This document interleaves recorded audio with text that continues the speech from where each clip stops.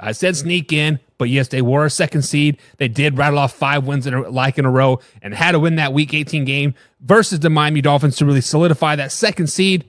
But let's just be honest. Once they get to the playoffs, they don't do shit. It is what it is. They don't do shit once they get to the playoffs. I don't care what you have to say about it. They don't do shit.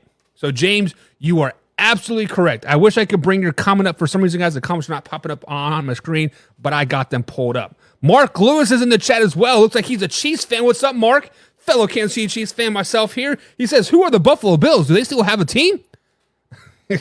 Listen, Mark, I want you to stick around because when I pick our games, or not our games, but when I pick the Buffalo Bills games, I believe it was week 12 when they play the Kansas City Chiefs. I want you to sit back and I want you to listen to my pick for this game. I want you to listen to my pick for this game. I am a Chiefs fan. Let's put it out there. Mark, you are a Chiefs fan. And not to spoil anything, but we may not be happy. We may not be happy. For some reason, the Kansas City Chiefs cannot beat the Buffalo Bills in the regular season. Playoffs, different story. Give me Josh Allen like in the playoffs any day of the week, twice on Sunday, right? But regular season, Mark is in the chat as well from the NFL Experts Podcast. Go over there and give them a shout out, guys. Wednesday, July 3rd, we'll be talking to Mark about the Denver Broncos, about how bad they are. But he says, what's up, Buck? Mark, what's going on, man? Hope you're having a grand day, man. I enjoy interacting with you guys here in the chat. And Mark, I look forward to having you on here. James, correct me if I'm wrong, but aren't you a Miami Dolphins fan? I need somebody to talk to Miami Dolphins with me on Thursday. Wednesday or Thursday. Tomorrow or Thursday, right? I think you're a Miami Dolphins fan, James. If you are, hit me up. Let's get on the phone. Let's talk some of your offseason. Let's talk about those offseason moves that the Miami Dolphins made. But speaking of offseason moves, the Buffalo Bills. Let me propose this question for you guys. Stefon Diggs, we kind of all thought was a cancer, right? We all kind of thought he was on his way out after the look he gave Josh Allen after that playoff loss versus the Kansas City Chiefs. Yet again. But when you lose Gabe Davis and you bring in Chase Claypool, you bring in MVS, you have a second-year receiver that you're going to be your number one guy. Your number two guy is going to be Keenan Coleman. We don't know what he's going to do in the NFL yet.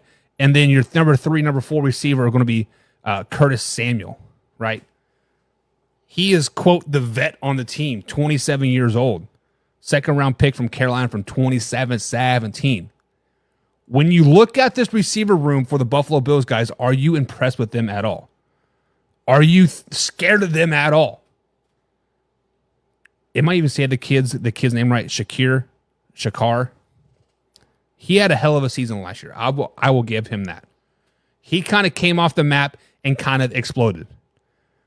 Right, when he had 611 yards, 2 touchdowns, a nice 81-yard touchdown.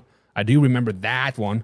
39 catches, but in the playoffs, he had 10 catches, 75 yards for 2 touchdowns. Kind of started to come into his own toward the end of the year.